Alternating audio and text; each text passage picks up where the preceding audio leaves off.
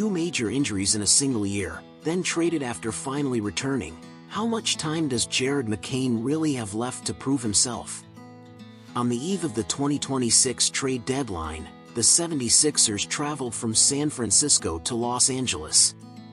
On the team bus, players sat uneasy, weighed down by the trade chatter hanging in the air. McCain, seated up front, suddenly stood with his phone, walked toward the back, and told everyone, "I got traded." At first, his teammates thought he was joking. How could McCain, a key piece of the franchise's backcourt future, be the first one moved? But as phones began buzzing one after another, it became clear it wasn't a joke. 3 days later, when McCain put on Oklahoma City's number 3 jersey and stepped onto the floor again, it was impossible not to think back to the hopeful fall a year earlier.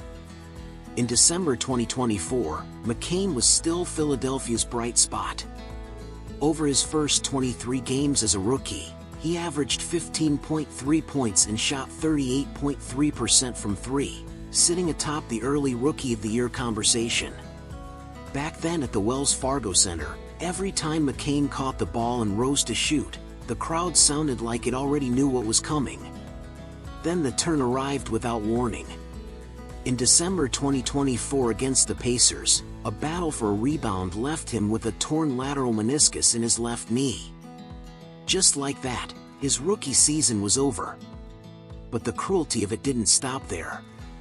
After months of rehab, with a return finally in sight, he tore a ligament in his right thumb ahead of training camp in September 2025, pushing everything back again.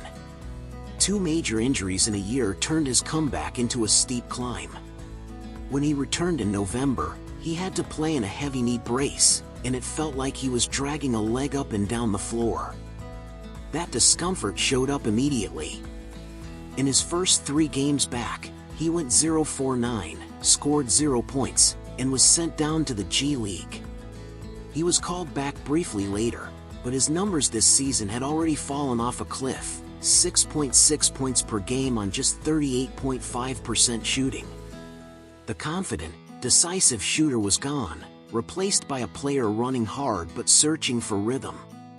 His conditioning started to lag behind his reads, his defensive feet slowed, and the contact he once absorbed at the rim began to win more of those battles. With rookie VJ Edgecombe emerging and Tyrese Maxey continuing to surge, there simply wasn't much room left in Philadelphia's backcourt to hand McCain a bigger responsibility. And if the role is only 10 to 15 minutes a night as a reserve guard, signing a proven veteran is often the easier, cleaner choice than waiting on a young player to find himself. So when his touch started to come back, Philadelphia did what made sense: find a team willing to put a first-round asset on the table, move him to the right destination, and trim the tax picture in the same stroke. On February 5, 2026, the deal became official. The 76ers sent out McCain for a 2026 first-round pick and 3 second-rounders. When potential gets swallowed by injuries, the future turns into something you can measure in draft capital.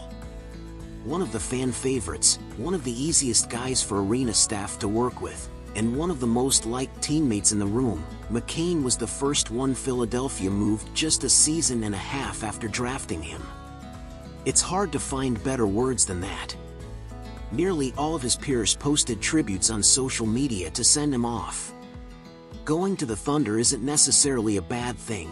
He might find more opportunity there than he ever had in Philly. In Oklahoma City, he could carve out steadier minutes, especially if Shai Gilgeous-Alexander misses time and the second unit needs someone who can score. But in a new system, he has to rebuild everything, shake the injury shadow, reclaim his confidence, and get his edge back, and that will decide whether this is a true reset. He's only 21, so time is still technically on his side. But the window to turn potential into reality doesn't stay open forever.